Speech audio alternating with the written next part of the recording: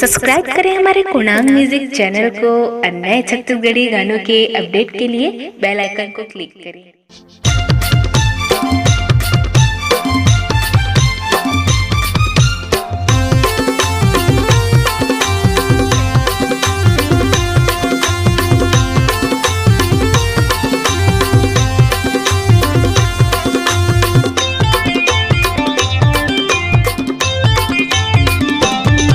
दीवाना बना डरो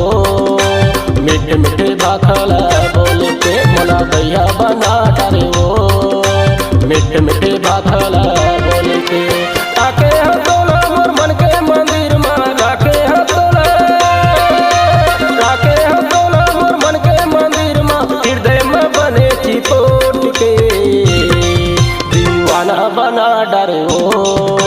मीठे मीठे बाखला बोल के मोला भैया बना डरो मीठे मीठे बाखला बोल के।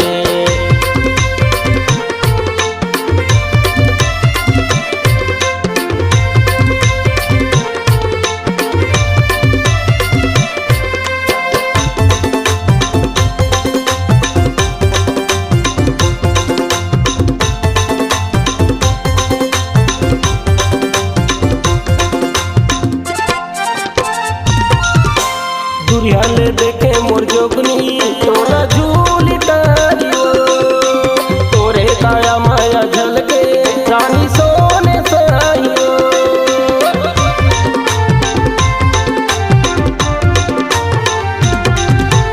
दुरियाल देखे मोर जोगनी तोरा झूली तारियो तोरे काया माया झलके रानी सोने सहियो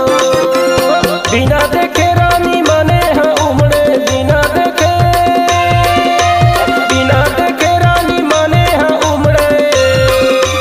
टप टप मोती से बरसे आंसू टप टप मोती से बरसे दीवाना बना डरो मीठे मीठे बाखला बोल के मोला भैया बना डरो मीठे मीठे बाखला बोल के।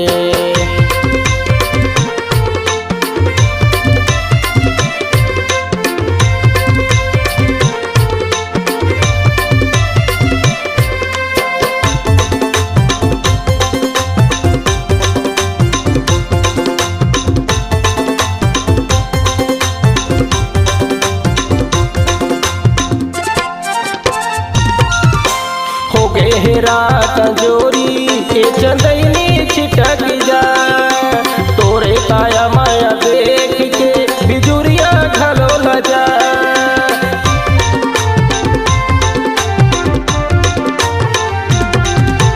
हो गे हेरा कंजोरी के चंदनी छिटक जा तोरे हंसी मुस्कान देख बिजुरिया घलो लजा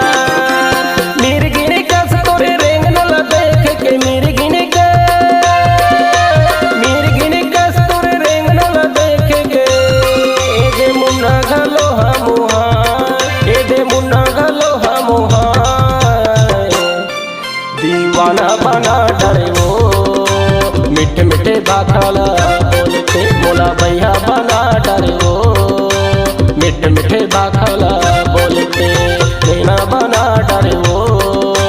मीठे मीठे बाखला बोल के मोला भैया बना डरो मीठे मीठे बाखला बोल के।